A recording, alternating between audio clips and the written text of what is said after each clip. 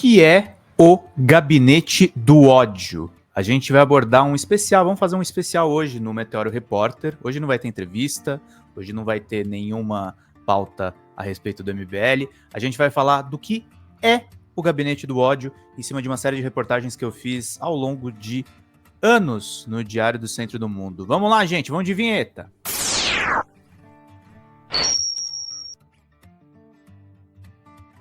Fala, galera! Meu nome é Pedro Zambarda, sou jornalista, colaborador aqui do Meteoro Brasil.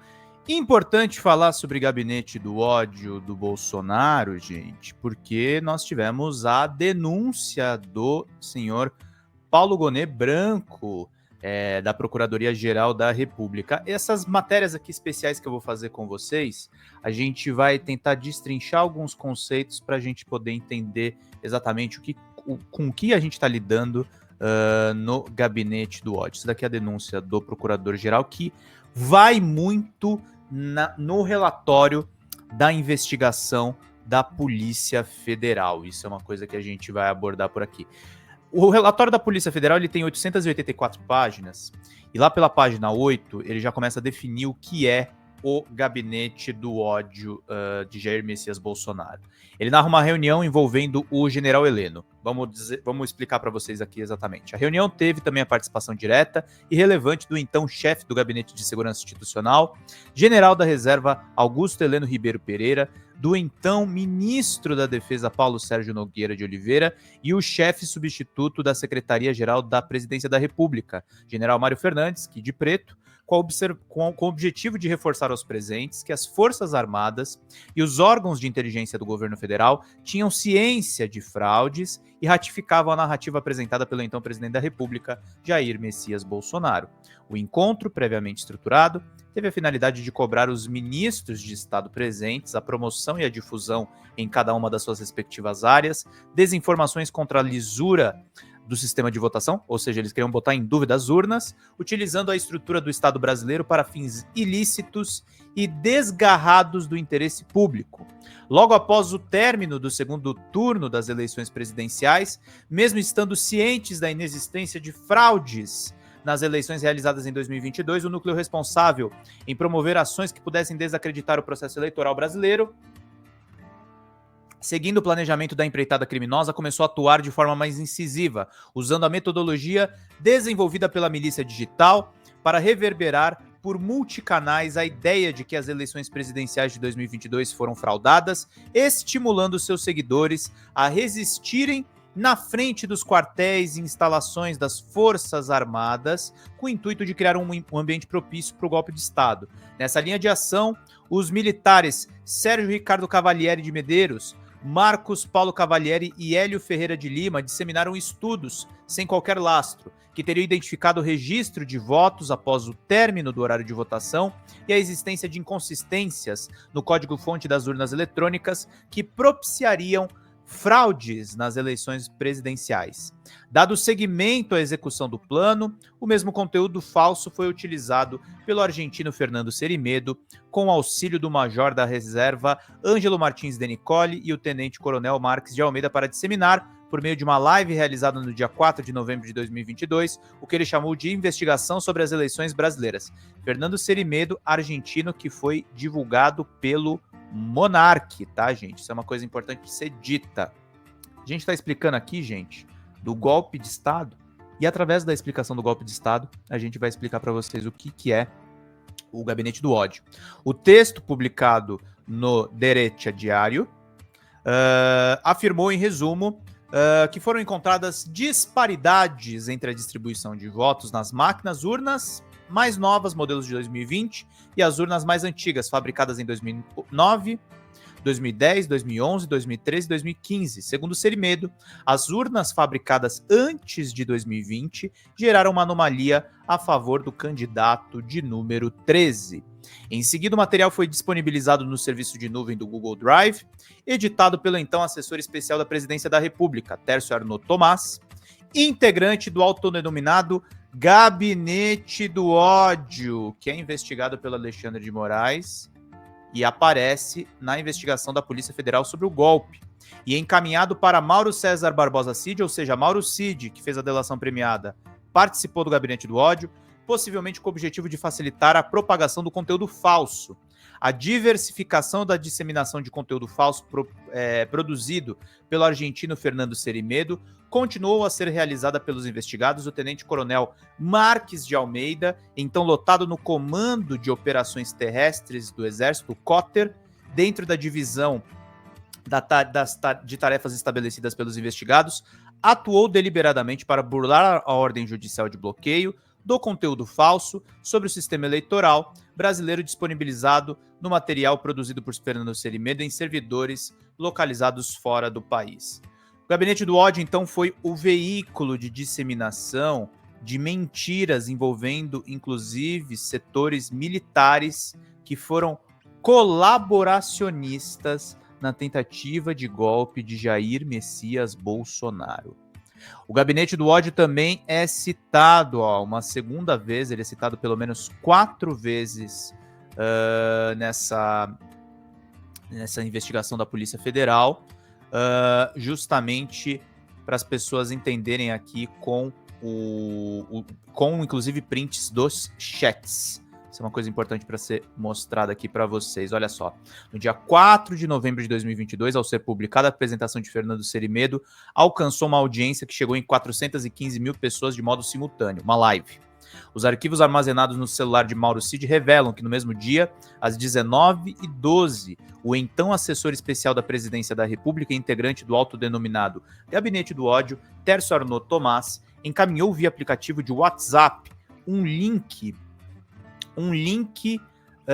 que direcionava para o armazenamento de arquivos no Google Drive. O link levava para a gravação da live realizada por Fernando Serimedo naquele dia, com duração de 1 hora, 1 minuto e 22 segundos. Ele escreve em seguida: resumo, envia o arquivo editado a partir do referido conteúdo aos 8 minutos e 59 segundos. O objetivo do editor de vídeo foi facilitar a disseminação de live, de forma a se antecipar a já citadas ações do TSE contra a propagação de fake news. Aqui as imagens do Tércio, que fez parte do Gabinete do Ódio. E a gente já vai detalhar quem são esses integrantes do Gabinete do Ódio, tá, gente? Tudo descrito num material no Google Drive, com participação direta das pessoas envolvidas no golpe. Quem é Tércio Arnaud Tomás, segundo a Polícia Federal? No cargo de assessor especial da Presidência da República, Tércio Arnaud Tomás integrou o autodenominado Gabinete do Ódio. Os elementos probatórios reunidos na investigação identificam que Tércio foi responsável por repassar conteúdo editado da live realizada pelo argentino Fernando Serimedo no dia 4 de novembro de 2022, no qual o mesmo propagou ataques às urnas eletrônicas e ao processo eleitoral brasileiro. No mesmo dia da live, Tércio Arnaud Tomás encaminhou via aplicativo de WhatsApp para Mauro Cid um link que direcionava para o armazenamento de arquivos do Google Drive. O link levava à gravação de uma live realizada por Serimedo naquele dia, com duração que a gente já disse na tela. Então é o seguinte, gente, essas pessoas estão descritas.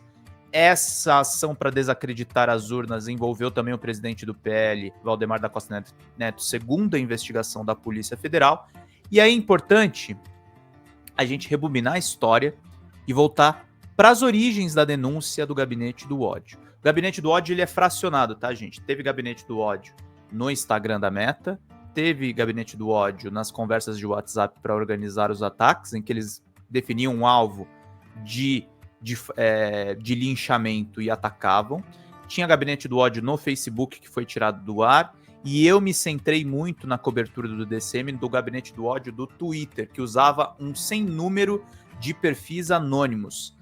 O Gabinete do Ódio do Twitter era muito tocado por duas figuras centrais: Carlos Bolsonaro, que inclusive chegava às vezes a mexer no perfil do pai, e Eduardo Bolsonaro, que hoje está nos Estados Unidos, muito provavelmente tentando fazer as articulações internacionais do golpe. E quem foi a primeira pessoa a falar a respeito do Gabinete do Ódio foi a então deputada pelo PSL, Joyce Hasselmann, no final de 2019. Eu recupero aqui os PPTs originais da apresentação da Joyce e também o que ela descreveu do Gabinete do Ódio. Nós vamos ver juntos aqui essa explicação dela, que é muito importante. Vamos lá.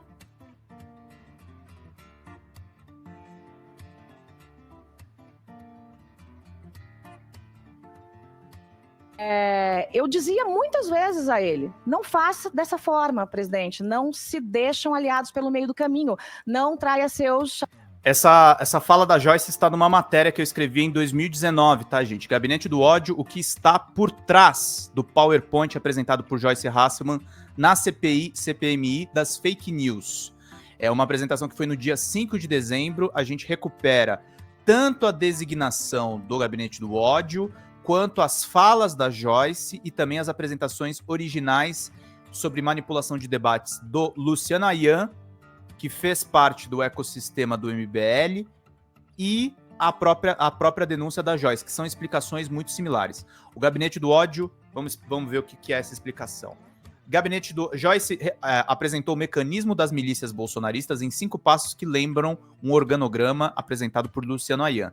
Joyce diz que Eduardo Bolsonaro determina o alvo e coordena os ataques num grupo secreto no Instagram. São os 2 primeiros passos. Em seguida começam as publicações a partir de perfis verdadeiros.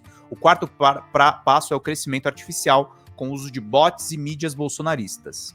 O 5º e último passo é transformar o conteúdo das publicações em pauta de entidades como o Movimento Conservador, Direita Brasil e Avança Brasil. A deputada afirma que o Estado-Maior do Gabinete do Ódio se comunica através do aplicativo Signal.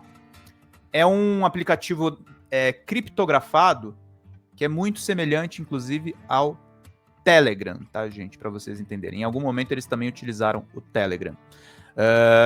Que permite deletar as mensagens. Os multiplicadores de ataques são contatados via WhatsApp. O Gabinete do Ódio é operado, segundo Joyce Hasselman, por Carlos Bolsonaro e Eduardo Bolsonaro para defender interesses do pai e do irmão Flávio. Eles coordenam, segundo esse mesmo documento, com parlamentares como Carla Zambelli, Bia Kicis, Felipe Barros, Cris Tonieto, Caroline de Tone, Ana Campagnolo, Daniel Silveira, Gil Diniz e Douglas Garcia, incluindo também assessores, mídia própria e movimentos. Joyce afirma que os ataques custam R$ 491 mil por ano, pagos em parte com verbas de gabinetes.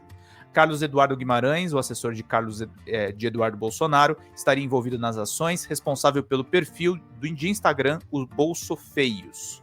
A maior parte dos operadores, entretanto, trabalha no gabinete do deputado estadual Douglas Garcia. Ele é coordenador do Movimento Direita São Paulo. Edson Salomão recebe 24 mil, Jorge Saldanha 18 mil, Alexandre da Silva 9,3 mil, André Petros 9,3 mil, Carlos Olímpio 6,8 mil, Dilan Dantas 7,3 mil, e aí tem os nomes dos assessores e os salários, segundo a Joyce. A Joyce descreveu os ataques e a disseminação de mentiras em caso específico, o do ataque de Bolsonaro contra o ator Leonardo DiCaprio, que defende pautas ambientais. O levantamento apresentado por ela mostrou que 88 mil mensagens enviadas ou retuitadas de maneira automática por robôs ou perfis ocupados por robôs.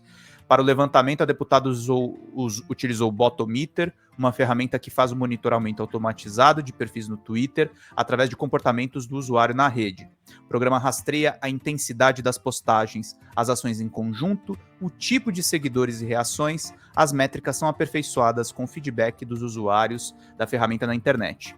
O programa é fruto de uma colaboração entre a Indiana University Network Science Institute, o UNI, e o Center for Complex Networks and Systems Research, o CNETS, ambos nos Estados Unidos.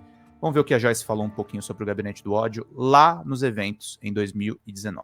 Vamos ver juntos aqui. Deixa eu ver isso aqui da tela. Vamos lá. Vamos lá, meus queridos. Aliados de primeira hora, porque o recado que se passa para o Congresso, onde nós, e eu liderava o Congresso, precisamos de aliados, é muito ruim. Então, nós temos vários diálogos nisso, e eu, por óbvio, por ser uma coisa privada, eu não vou mostrar, mas está à disposição. Não vou apresentar aqui. Então, Julian, achincalhado da vez, pode ir. Os ataques coordenados aí do nosso baralho. Gabinete do Ódio, de novo. Vejam que é interessante que eles têm uma tabela.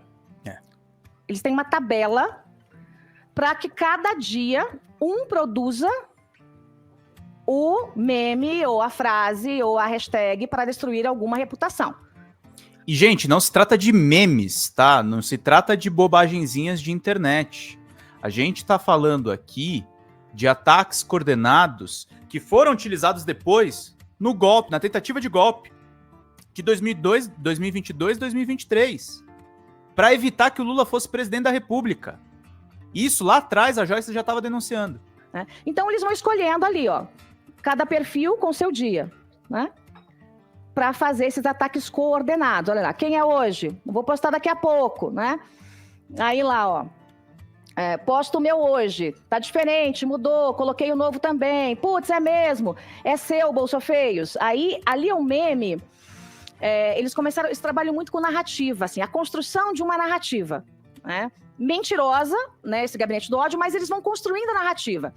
Então, todo mundo sabe que eu fiz campanha para o presidente e também ajudei o Dória em São Paulo. Por óbvio, era uma candidatura mais alinhada à direita, eu sou de direita, e tinha uma candidatura mais aliada à esquerda, uma questão ideológica. Eu ajudei o João Dória em São Paulo. Com a autorização do presidente, tá? A autorização do presidente. Está no meu celular. Vai de cabeça, vai de cabeça. Eu não vou me meter porque vai que o outro ganha. Mas vai de cabeça, tá? Então, logo que a campanha passou, eles começaram a pegar fotos minhas, antigas. Por exemplo, essa foto aqui que eu tô com o João Dória foi de uma entrevista que eu fiz com ele.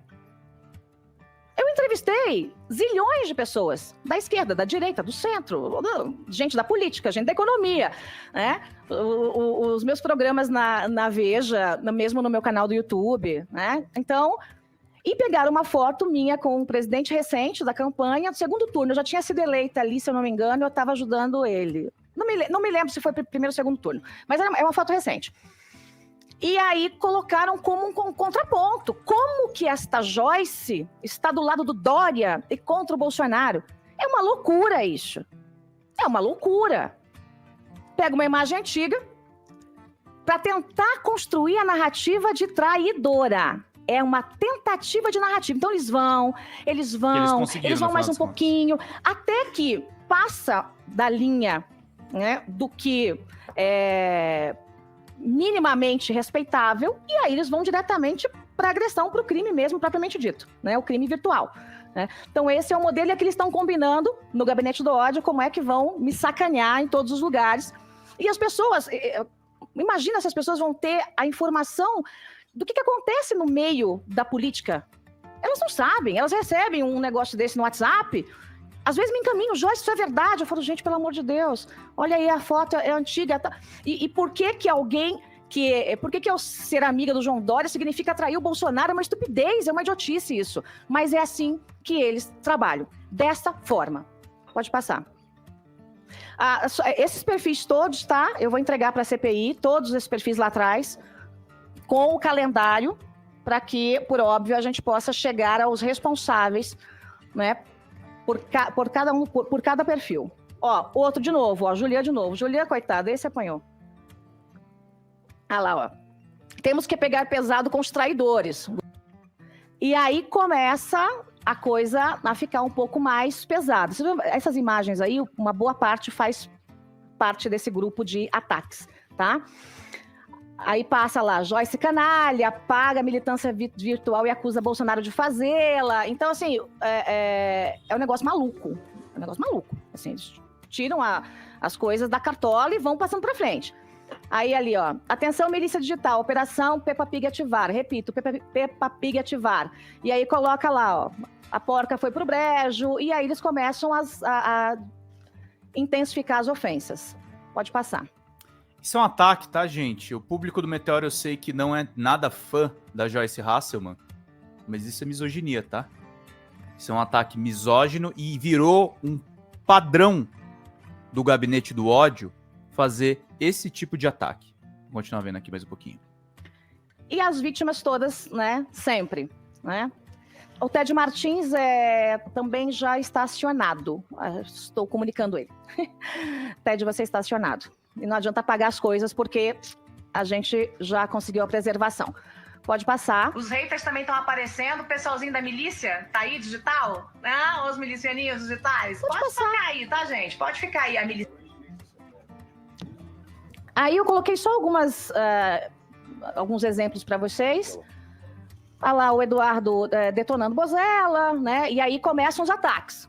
Faz um primeiro, aí vem todo mundo atacando, né? Linchamento de manada. A vida da criatura no inferno. Felipe Moura Brasil, que é um dos poucos jornalistas que assumiu que estava do lado do governo e aquela coisa toda. Eu já tive até algumas diferenças com o Felipe, trabalhei com ele, mas não dá para dizer que ele não ajudou o governo. Ele ajudou na campanha muito. Hoje está sendo escrachado. Também fez um questionamento bobo lá. Danilo Gentili, a mesma coisa, né? E os rostos ali, né? O Heitor Freire, também alvo terrível dessa milícia. Lá em cima pegaram uma imagem, era o Bolsonaro, acho que chutando um pichuleco, uma coisa assim, e colocaram ali a imagem da Pepa. Enfim, vai passando. Narrativa sendo construída. Olha lá, ó.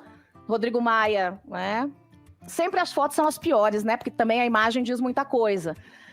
Esses ataques a Joyce, gente, é o exemplo de fato do que foi o Gabinete do Ódio e tá tudo esquematizado nas apresentações tanto dela quanto do Luciano Ayan. A gente tá aqui, ó, é crime. Deixa eu voltar aqui um minutinho só para atualizar essa apresentação e deixar num tamanho ok aqui, mas vamos lá. É crime, diz ela aqui. Código Penal, calúnia, difamação e injúria.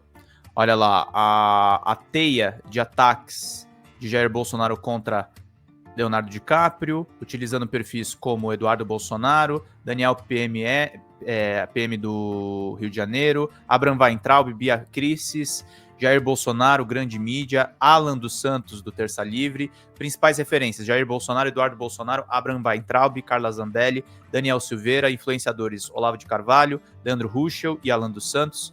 Publicadores: Let's Dex, que é um perfil anônimo que suspeita-se que o Alan dos Santos também utilizava nas redes, e o Terça Livre.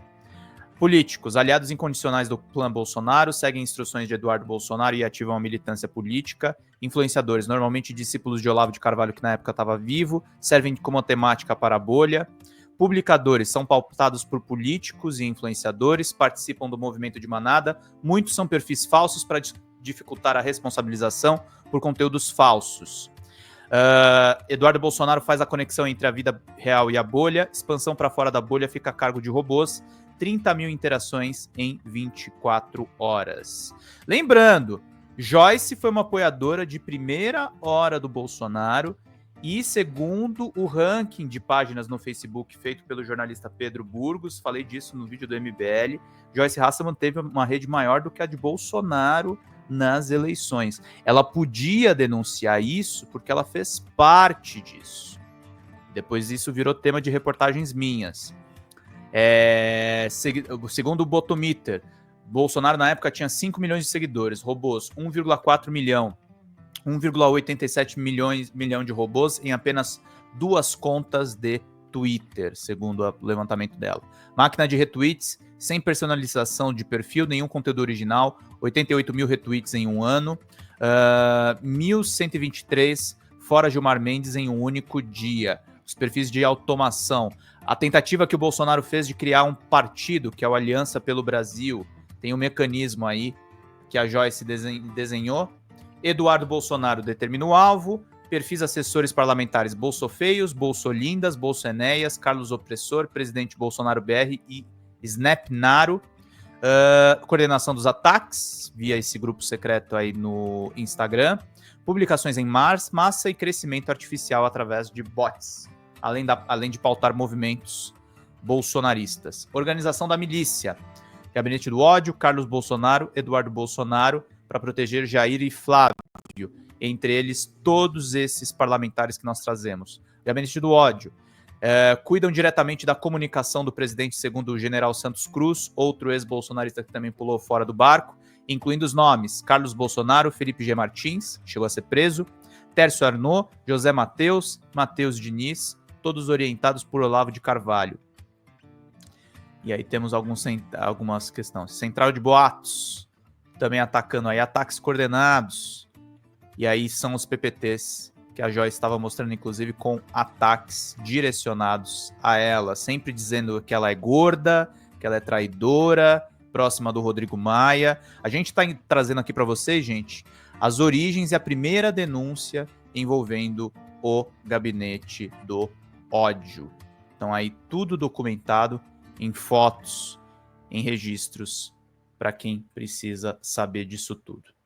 Esse documento é muito similar ao do Luciano Ayan, como eu falei para vocês, que fez parte do MBL, que teve algumas reuniões, inclusive, em Brasília na época, e aí estratégias de organização de intoxicação de perfis, os laços internacionais, a questão do Gamergate, que influenciou tanto a campanha do Trump quanto a campanha dos Estados Unidos, linchamentos virtuais, casos internacionais, o uso, por exemplo, dos Vaporwaves nas redes sociais como fontes de ataque, as denúncias que foram feitas de dentro desse próprio Gabinete do Ódio, e aí temos a lógica das redes bolso-olavistas e a conexão de toda essa desinformação.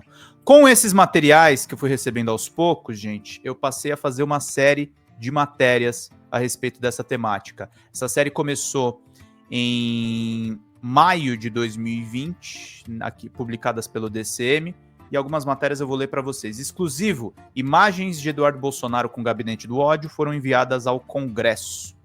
Em maio de 2020, 4 diferentes fontes que pediram sigilo ao Diário do Centro do Mundo enviaram uma série de slides de uma apresentação que foi exibida na CPMI das fake news. Imagens e fotos de Eduardo Bolsonaro e de outras figuras estão nesse arquivo, conectadas ao Gabinete do Ódio bolsonarista. As informações desse arquivo ajudaram o Supremo Tribunal Federal no inquérito dos atos antidemocráticos e auxiliariam depois na apuração do golpe de Estado. O documento de 124 páginas chegou ao deputado Alexandre Frota e mostra os principais atores do chamado Gabinete do Ódio, fotos de um integrante com Eduardo Bolsonaro e detalhes dessa estrutura de ataques em rede, incluindo seus veículos de comunicação.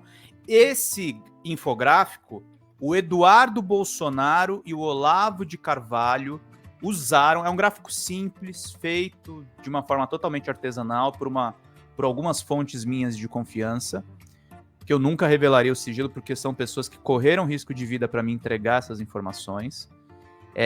Isso aqui foi usado pelo Eduardo e pelo Olavo de Carvalho para fazer ataques a mim, Pedro Zambarda, nas redes. O Eduardo depois me bloqueou quando ele viu as matérias que estavam saindo, e o Olavo de Carvalho ficava fazendo ataques usando esse infográfico e usando também as entrevistas que eu fiz com a filha dele, a Heloísa de Carvalho. Assim, esse organograma foi entregue para a CPMI das fake news. Na época, existia o Crítica Nacional ligado ao Otávio Facuri, existia o Brasil Sem Medo ligado ao Olavo de Carvalho, existiam vários veículos bolsonaristas que depois foram desativados e migraram, por exemplo, agora a gente tem hoje Revista Oeste e outros veículos aí, Jornal da Cidade Online também.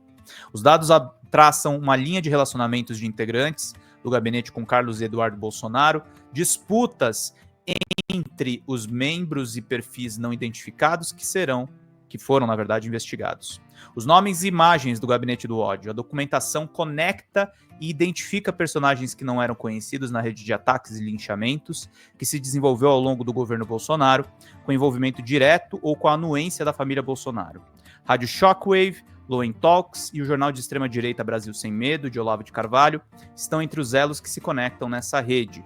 Carlos Bolsonaro no podcast dos Ratos do Esgoto Bolsonarista. O publicitário Leonardo Loen Oliveira é um personagem na história que o DCM cobre desde 2016, quando ele tinha uma página chamada Humans of PT no Facebook, atacando políticos de esquerda e eleitores de esquerda.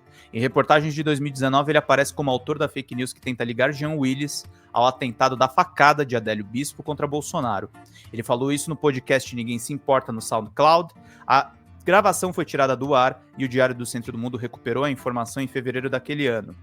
Na mesma época, eles também entrevistaram um perfil de Twitter chamado Let's Dex, cuja identidade é ocultada dentro das redes bolsonaristas e que frequentemente está envolvido nesses ataques.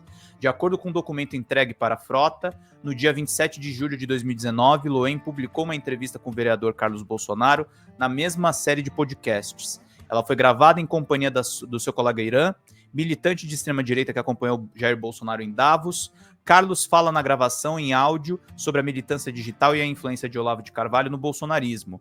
Além da ligação com o filho 02 do presidente em uma entrevista, Leonardo Oliveira lançou no mesmo intervalo de meses um novo podcast chamado Loen Talks, que foi para o Spotify e participou de um programa chamado Rádio Shockwave. A primeira rádio conservadora do Brasil, segundo seus donos, passou a ser divulgada por Eduardo Bolsonaro em 2020, desde o primeiro dia, junto com uma entrevista com o então ministro da Justiça, Sérgio Moro. A conexão entre Eduardo e Leonardo Oliveira. Leonardo Oliveira teve mais de 20 contas apagadas no Twitter por romper os termos de uso da rede social, em seu envolvimento direto com as milícias bolsonaristas e ações coordenadas com robôs na plataforma. Depois de Carlos, em fevereiro de 2020, Oliveira entrevistou Eduardo para seus novos programas. O encontro em um restaurante não identificado foi registrado em 2 fotos que foram encaminhadas para a CPI. Estavam ali comendo um lanchinho. Ambas foram postadas no Twitter, mas não se tornaram notícia na época. Elas mostram um elo direto de Eduardo com os militantes digitais que atuam desde o impeachment do ex-presidente, da ex-presidenta Dilma Rousseff, que engrossam os bolsonaristas na internet. Esse Loen depois teve encontro também com o publicitário Enio Mainardi, que é o pai do Diogo Mainardi, do antagonista. Pai e filho discordaram quando o Enio permaneceu bolsonarista e apoiador incondicional de Jair Messias Bolsonaro. Ambas foram postadas no Twitter, mas não se tornaram notícia na época. Elas mostram um elo direto de Eduardo Bolsonaro com militantes virtuais que atuam desde o impeachment. Antes desse encontro, Leonardo de Oliveira só tinha imagens que se tornaram públicas com Danilo Gentili e com o publicitário hoje falecido Enio Mainardi, pai de Diogo Mainardi, um dos donos do site Antagonista. Oliveira tinha manifestado pretensões políticas no podcast Se Ninguém Se Importa, em 2019, afirmando que eles tinham perdido a onda de Bolsonaro no ano anterior. Além de Eduardo, Leonardo manteve relações com Luiz Galeazzo, publicitário que foi ventilado para a direção de canais digitais da Secom, de Fábio Weingarten. A nomeação foi barrada depois que Alexandre Frota expôs fotos de Galeazzo no homenagem a Troá com 2 mulheres. Uma delas afirmou que o publicitário expôs imagens nas redes sem o seu consentimento. Galeazzo não conseguiu cargo público, mas esteve envolvido no canal Mav News como militante olavista com a militante olavista e bolsonarista Camila Abdo e outro amigo de Loen. Oliveira também tem amizade com um homem chamado Evandro Pontes, da Rádio Shockwave, e próximo do blogueiro Alan dos Santos, o dono do site Terça Livre, um dos nomes que também foi ventilado para a Secom.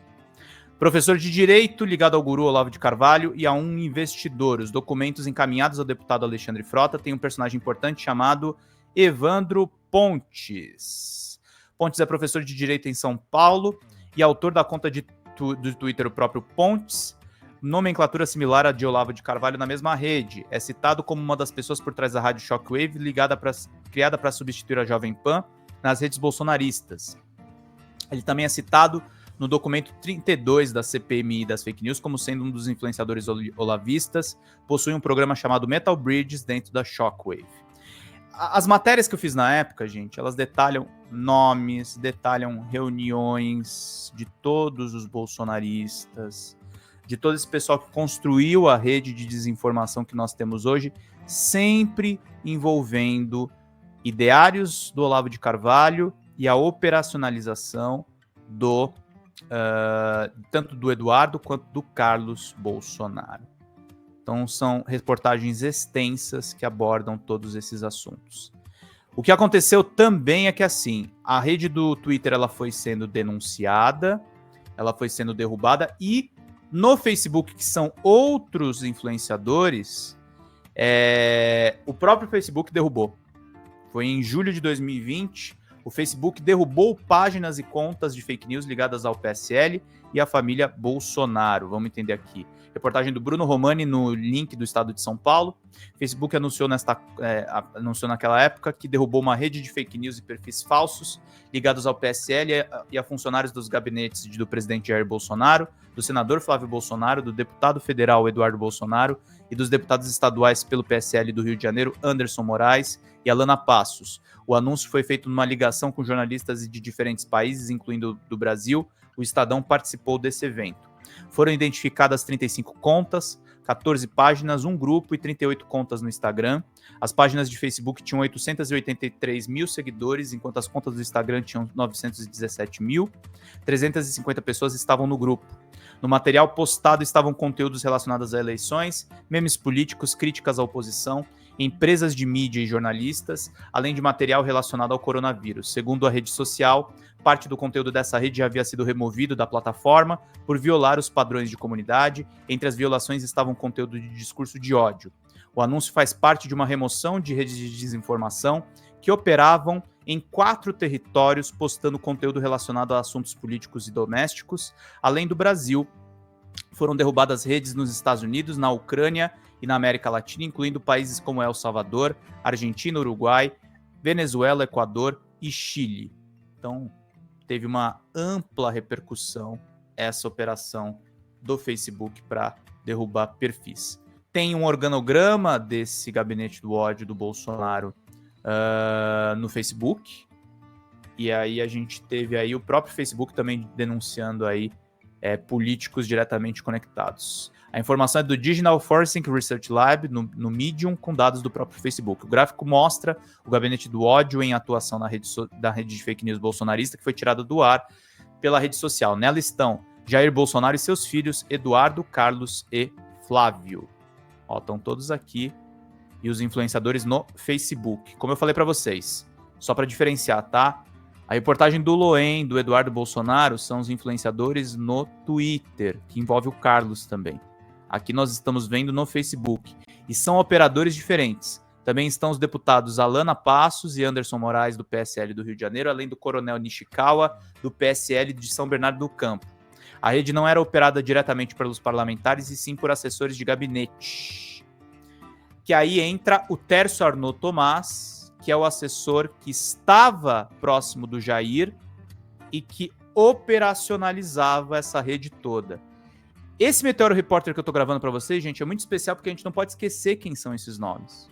Felipe G. Martins, Olavo de Carvalho, Tércio Arnaud Tomás, Eduardo e Carlos Bolsonaro, Loen, a Rádio Shockwave,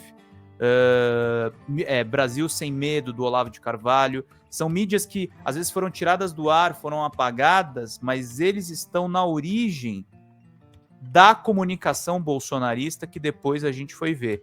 E isso tudo, gente, está conectado com um fenômeno do começo do mandato. Mas antes disso eu vou narrar uma pauta especial que eu fiz, que foi o ataque coordenado que fizeram contra o deputado Alexandre Frota. Você não precisa gostar do Frota, você não precisa gostar da Joyce, mas é o que eu tenho dito para as pessoas.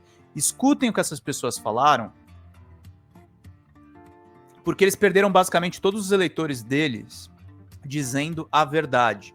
E um dossiê mostrou uma tentativa de atacar diretamente o Frota usando esse gabinete do ódio, tá? Foi um dossiê que eu recebi. Revela a conta do Twitter usado pelo cérebro do gabinete do ódio. E aí tem uma reportagem aqui minha em primeira mão. Tudo checado, tá, gente? Conversei com todos os envolvidos. No dia 3 de maio de 2020, o Diário do Centro do Mundo recebeu por 4 diferentes fontes anônimas uma cópia de um documento de 115 páginas. A outra cópia foi encaminhada à CPMI das fake news. O documento traça uma relação entre milicianos digitais e os filhos de Jair Bolsonaro, o que provaria o envolvimento direto destes no chamado gabinete do ódio. Um dos anexos já publicado no DCM exibe 3 fotografias de integrantes desse esquema, com Eduardo Bolsonaro, e o registro em um podcast com Carlos Bolsonaro. Fora isso, há detalhes sobre os veículos de comunicação que publicam fake news e as formas de financiamento dos milicianos. Os integrantes do suposto esquema tentam desqualificar a parte do material que já se tornou público, mas de uma forma que chamou atenção. No Twitter, Eduardo, o filho 03 do presidente, escreveu o seguinte: os mesmos produtores do GPS ideológico da Folha, a blacklist do Estadão e os blogueiros do crachado competentes do Felipe Moura Jardim Brasil, reportagem da revista Cruzoé do Antagonista. Vem aí, a teia do gabinete do ódio. Quando olhei pela primeira vez, achei que fosse meme. Como um ser leva isso a sério, e o cara que fez isso, tão mongolão, esqueceu de vários nomes. Então, Eduardo confirmou tudo que eu publiquei, porque, segundo ele, eu só esqueci alguns nomes. Em vez de desmentir a reportagem do DCM, ele me bloqueou depois disso. Eduardo Bolsonaro resolveu tentar desqualificar o autor, chamando-o de mongolão. E completou afirmando que o jornalista esqueceu de vários nomes no esquema. Ou seja, as informações apuradas procedem. E o deputado afirmou corretamente que faltam informações. O documento elaborado para a CPI detalha mais elementos que merecem investigação. Um deles é a influência de um perfil anônimo na atuação de um deputado em uma das sessões da Câmara. Ele estabelece a relação entre a conta Let's Dex e o deputado federal Felipe Barros, tá atuante até hoje, viu, gente? Para um ataque direto a Alexandre Frota. Let's Dex pode significar vamos para a direita numa expressão que mistura inglês e grego. Quem é Let's Dex? Ao longo das 115 páginas de relatório, Let's Dex aparece como a conta mais importante da rede de milicianos digitais no Twitter, utiliza um avatar com a imagem do ator Keanu Reeves e distribui ataques na rede social. Com mais de 1.000 mortes diárias na pandemia, na época, né, faz uma campanha pela defesa do uso da cloroquina, que não tem eficácia comprovada contra a doença. Mas ainda não se sabe quem é o ser de carne e osso por trás dessa conta, é o novo pavão misterioso, só que com uma vocação para articulação política. Dex desaparece do Twitter ocasionalmente, não voltou mais, aliás. Por exemplo, parou de postar no dia 6, logo após a primeira publicação do DCM, e retornou no dia 22. Retornou para a rede com um discurso pró-armas e atacando o ex-ministro Sérgio Moro. Em seguida, passou a defender a cloroquina, mencionando outros membros da milícia.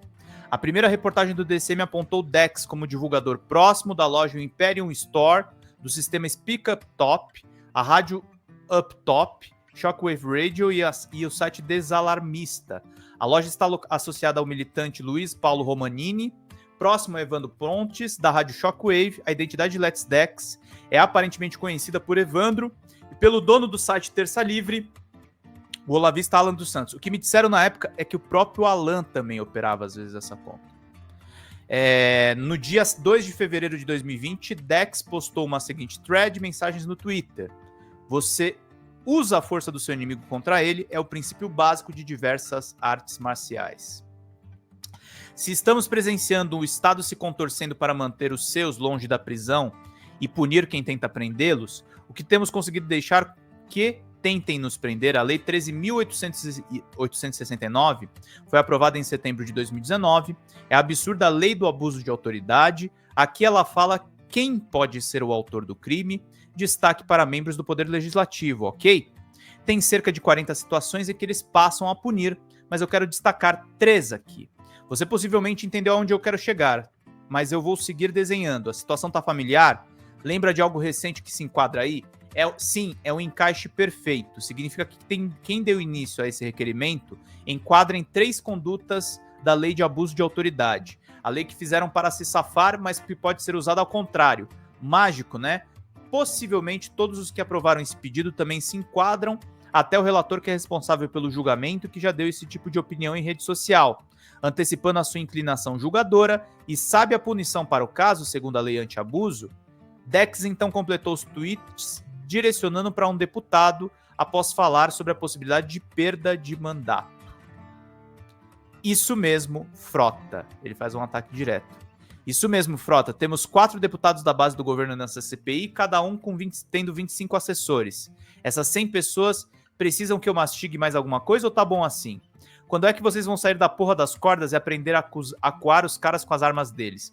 Ah, mas somos poucos. Meu amigo, PSOL com 10 deputados paralisa qualquer coisa no meio de 500. O PT tinha 3 senadores no impeachment da Dilma e encheu o saco. Vocês têm 4 numa CPI para pintar e bordar. Obstruir, adiar, enrolar, judicializar e qualquer coisa. Vão acordar não? Vocês precisam da internet. O Carlos descobriu isso há 10 anos e elegeu um presidente. Se vocês não defenderem isso, vocês estão fora. Se vocês não aniquilarem seus inimigos com as armas deles, vocês vão perder. Reajam, arrombados. O que ele quis dizer na sequência de 12 mensagens é que a Lei 13.869, conhecida como Lei de Abuso de Autoridade, poderia ser usada para enquadrar membros da própria CPMI das fake news. O perfil anônimo elenca 3 casos para tentar punir os membros do Poder Legislativo, requisitar investigação sem indício de prática de crime, proceder à persecução penal sem justa causa e antecipar culpa por rede social. Na mesma sequência de mensagens, Dex dá a entender que o relator da CPMI, o senador Ângelo Coronel do PSD e o deputado federal Alexandre Frota do PSDB, na época, podem ser enquadrados por esses delitos em postagens no Twitter e enfatiza que ambos podem perder o cargo político, ficando inabilitados em um período até 5 anos. O tempo de prisão dentro da lei varia de 1 a 6 anos em regime fechado. Então a gente viu, gente, nessas apurações que eu fiz, o gabinete do ódio atuando ao vivo pelo Twitter. Na época era Twitter, não era a rede X agora do Elon Musk, era o Twitter. Eles atuando para tentar prender quem tentava investigar a disseminação de mentiras no meio da pandemia. E isso vem desde muito antes. Eu recuperei a história de uma das origens do Gabinete do Ódio, que é o grupo Internet Livre, que tinha inclusive gente do MBL na época dentro. Uma reportagem extensa também que eu fiz nesses especiais. Conheço o Internet Livre, grupo de WhatsApp que gerou o Gabinete do Ódio. Mais uma exclusividade lá no DCM, essa em 2021. O DCM cobre o Gabinete do Ódio, a militância extremista de Bolsonaro e a extrema-direita antes mesmo da eleição do atual presidente. Ao longo de 2 meses, a reportagem tem mantido contato com figuras de direita que estiveram ligadas ao antipetismo militante, ao bolsonarismo e a grupos como o Movimento Brasil Livre. Dessas conversas, publicamos um especial sobre o Gabinete do Ódio. A série traz 2 novas reportagens exclusivas, 2 entrevistas com pesquisadores da militância bolsonarista. O que diz aqui essa matéria? Internet Livre foi o pré-Gabinete do Ódio. Uma das fontes consultadas é o escritor e blogueiro Carlos Afonso, antigamente conhecido pelo apelido Luciano Ayan, ligado àquela notícia deturpada do MBL que comemorou a morte de Marielle Franco. Afonso enviou com exclusividade ao DCM em abril uma amostra do livro que está escrevendo sobre o funcionamento das fake news. O registro deve se chamar Ciberdistopia. Em outubro de 2019, ainda no primeiro ano de governo de Bolsonaro, ele deu uma entrevista se mostrando arrependido do apoio que deu para a extrema-direita. Se voltasse no tempo, teria votado em Ciro Gomes ou Fernando Haddad, por mais que isso possa incomodar algumas pessoas do meu círculo de amizades. Afonso foi preso em julho de 2020 por uma suspeita de envolvimento em desvio de 400 milhões em impostos federais como parceiro do MBL. Isso aqui, gente, depois a pena não se prosseguiu porque foi comprovado que isso foi uma articulação dos bolsonaristas para ferrar o Luciano Ayan. O movimento nega a relação com o blogueiro e o fundador Renan Santos afirmou que a denúncia dada ao Ministério Público partiu de perfis bolsonaristas. Para Renan, eles teriam a anuência do filho do presidente da República, Carlos Bolsonaro. A conversa com essas fontes levou ao nome que muitas figuras de direita fizeram parte, um grupo chamado Internet Livre, que ganhou força na eleição de Jair Bolsonaro em 2018. O grupo foi uma das organizações que fortaleceu ao longo da ascensão do bolsonarismo o que hoje chamamos de Gabinete do Ódio.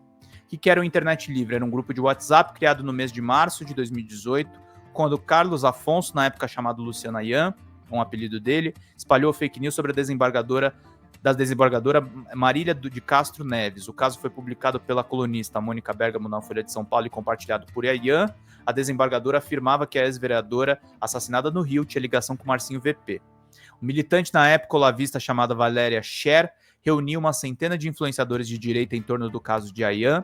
O grupo queria rastrear agências de checagem de notícias como Lupa, Aos Fatos e E-Farsas e tentar associá-los de alguma forma aos grupos de esquerda e partidos políticos, o que é mentira, tá, gente? Lupa, Aos Fatos, tem nada a ver com esquerda, são organizações da mídia, alguns ligados à mídia corporativa. E não tem nada de errado com isso, é mídia, né, gente? Era como uma torre de Babel, muitas postagens diárias e quase todas pró-Bolsonaro, a dinâmica não era verticalizada, alguém postava uma notícia, print ou ataque a algum jornalista e logo depois outros compartilhavam em suas redes a mesma notícia ou pontos de vista semelhantes na época das eleições de 2018, disse Michele Prado, autora do livro Tempestade Ideológica, que fez parte desse grupo e conversou comigo. O grupo de WhatsApp era a direita que atuava para se proteger da mídia independente, na palavra de alguns ex-integrantes. Os mais atuantes, no entanto, eram bolsonaristas que atacaram jornalistas nas redes sociais. Os direitistas mais liberais, nas palavras de diferentes fontes, estavam presentes lá e tinha uma atuação mais apagada. O discurso era anti-mídia. Quem que estava no grupo? Luciano Ayan teve proximidade com o guru Olavo de Carvalho, concordava com essas ideias pré-bolsonaristas, mas a partir de 2014 passou a brigar com o guru e rompeu em outubro de 2015 nas discussões em torno do impeachment, sem crime de responsabilidade contra Dilma Rousseff. Ayan defendia o golpe e dizia que Olavo se ressentia por não ter a atenção devida ao falar sobre o Foro de São Paulo e suas teorias de conspiração de extrema-direita. Por essa razão, nenhum dos filhos de Jair Bolsonaro estava no grupo. A partir de 2015, Flávio e Eduardo Bolsonaro fizeram visitas ao Olavo na sua casa nos Estados Unidos. Os nomes que estavam lá: Bia Kicis, Carla Zambelli, Felipe Pedri, Rodrigo Constantino, Leandro Ruschel, Flávio Azambuja, conhecido como Flávio Morgenstern, Flávio Gordon e Bernardo Kister estavam lá. Desse grupo, Zambelli e Kicis se tornaram deputadas federais e nomes importantes do bolsonarismo na Câmara. Felipe Cruz Pedri tornou-se secretário de Comunicação Institucional do governo federal. Michele Prado adicionou outros nomes: Ana Paula Henkel, Caio Coppola, Paulo Eduardo Martins eram alguns nomes, eram mais de 100 pessoas e a maioria radicalizou. Nessa mescla de direitistas e extrema-direita, um advogado chamado Emerson Grigoletti convidou a Ian para escrever um projeto de lei para impedir que agências de checagem de notícias marcassem conteúdos jornalísticos. Grigoletti radicalizou-se e passou a seguir Olavo de Carvalho. O MBL, coordenadores do Movimento Brasil Livre, eram ativos no grupo, principalmente seu fundador Renan Santos, que participava da coordenação. Haviam fake news que circulavam entre as mensagens, sobretudo teorias da conspiração, associando o bilionário Jorge Soros com a esquerda. Isso era compartilhado mesmo entre militantes diferentes. Isso aí, gente, é de 2018, tá? O gabinete do ódio estava presente desde lá. 2018. Antes da Joyce denunciar, antes de atacarem o Frota, antes da CPMI da Covid, das fake news, depois do 8 de janeiro. Sim, Renan Santos estava, e na época Eric Balbinos também. Hoje o Eric já não faz parte do MBL há um bom tempo, diz Michele Prado. O pesquisador aponta que o grupo propagava um discurso padronizado, sem nenhum contraponto nas redes sociais. Com essa divisão que foi se expandindo entre radicais e moderados, começaram os linchamentos públicos de quem não estava alinhado com o bolsonarismo, dando a tônica dos ataques via hashtags no Twitter. Candidatos do Partido Novo se tornaram alvo e não foram defendidos sequer por colegas da legenda, que começou a gerar revoltas dentro do internet livre. Uma das coisas que me lembra era a justificativa do assédio online contra os críticos de Bolsonaro. Influenciadores desse grupo não apenas não se opunham a essa prática, como até justificavam, não defendiam nem mesmo os amigos que estivessem sofrendo linchamentos virtuais de bolsonaristas. O que mudou tudo? A facada. E aí o grupo se rompeu. O dia 6 de janeiro de 2018 foi o dia que mudou o grupo de WhatsApp Internet Livre. O grupo rachou. O então candidato Jair Bolsonaro recebeu uma facada de Adélio Bispo em Juiz de Fora, Minas Gerais, e surgiu a cobrança dentro do grupo. Vocês são fiéis a Bolsonaro ou não? O que diferentes fontes contam é que as mulheres que tinham opiniões mais críticas passaram a ser visadas nas redes sociais a partir daquele grupo. Ficou explícito no seio da direita antipetista o caráter misógino dos bolsonaristas. E começaram a surgir perfis anônimos que se tornaram padrão de ataques do chamado Gabinete do Ódio. As brigas provocaram saídas de bolsonaristas no internet livre, eles passaram a se organizar de maneira mais radicalizada, nos dizem diferentes fontes, em outros grupos e listas. Enquanto isso, o então candidato Jair Bolsonaro era ajudado por outros disparos de mensagens no WhatsApp e pelo apoio dos filhos. Carlos Bolsonaro é acreditado pelo pai como um dos responsáveis pelas redes da família. A segunda e fase final do internet livre. O grupo de WhatsApp que fortaleceu o Gabinete do Ódio não existe mais. No entanto, ele teve uma segunda fase após a facada de Bolsonaro. Dentro das discussões do aplicativo, sobraram a direita mais moderada, incluindo grupos como Vem Pra Rua e MBL, e os problemas continuaram. Integrantes restantes passaram a criticar o governo Bolsonaro logo no seu início, no ano de 2019, e o MBL manteve silêncio no grupo. Kim Kataguiri e seus amigos estavam apoiando a reforma da Previdência. Silêncio do grupo. Por conta da reforma, eles mantiveram silêncio sobre Bolsonaro e o bolsonarismo no começo do governo, gerando o rompimento final desse grupo. Essas informações foram confirmadas por diferentes fontes. Com a reforma da Previdência, o grupo se comentava os discursos para apoiá-lo e eu fui contra alguns pontos, como o BPC, e tive de novo novas discussões. Essas discussões acabavam em grupos misóginos e foi assim que saí definitivamente do grupo, disse Michele Prado. Origens do Gabinete do Ódio. É um erro afirmar que o Internet Livre criou o Gabinete do Ódio, mas é correto afirmar que o grupo fortaleceu essa onda de ódio bolsonarista. A comunicação extrema-direita tem raízes em veículos de comunicação antipetistas e sem o profissionalismo da imprensa, como Folha Política. É algo que eu cubro desde 2015, lá no DCM. É uma rede de extrema-direita que envolve o Facebook e o YouTube, incluindo até o Movimento contra a Corrupção, que estava na época do golpe contra Dilma, associado com Alexandre Frota. Os fundadores do Folha Política são Alan Carvalho e Hernani Fernandes, imitando a Folha de São Paulo e atacando a mídia. Então, meus caros, esse especial aqui que a gente traz aqui para vocês no Meteoro Brasil é o que é o Gabinete do Ódio.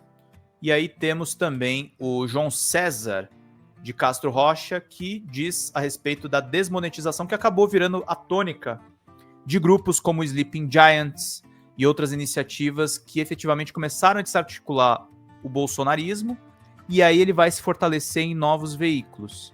E aí o que diz na época? O professor e pesquisador João César de Castro Rocha é autor do livro Guerra Cultural e Retórica do Ódio, especialista em Machado de Assis e Shakespeare, ele acompanha as redes de extrema-direita e tem uma tese interessante sobre a militância bolsonarista. Todos nós sabemos o que é o MEI, que é o microempreendedor individual. Proponho que a retórica do ódio, a monetização da política, a transformação da política em uma modalidade de e-commerce, de comércio digital, criar uma nova figura.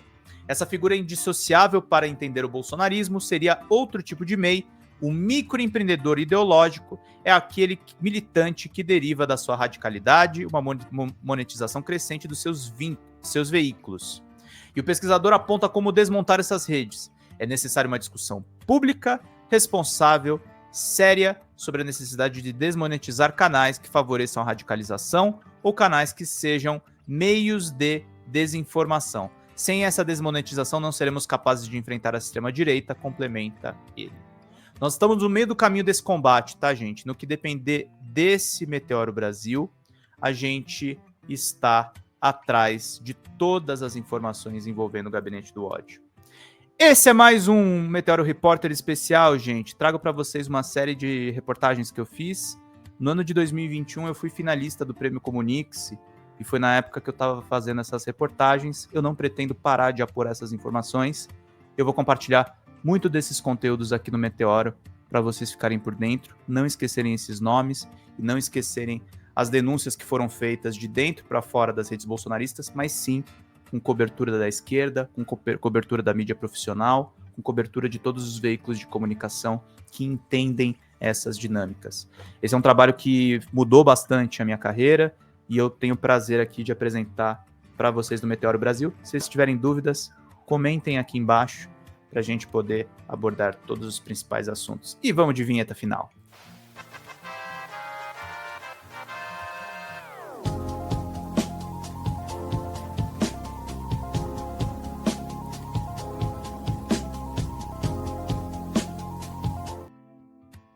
Vida longa e próspera, gente. Cuidem dos seus. Até mais. Tchau, tchau.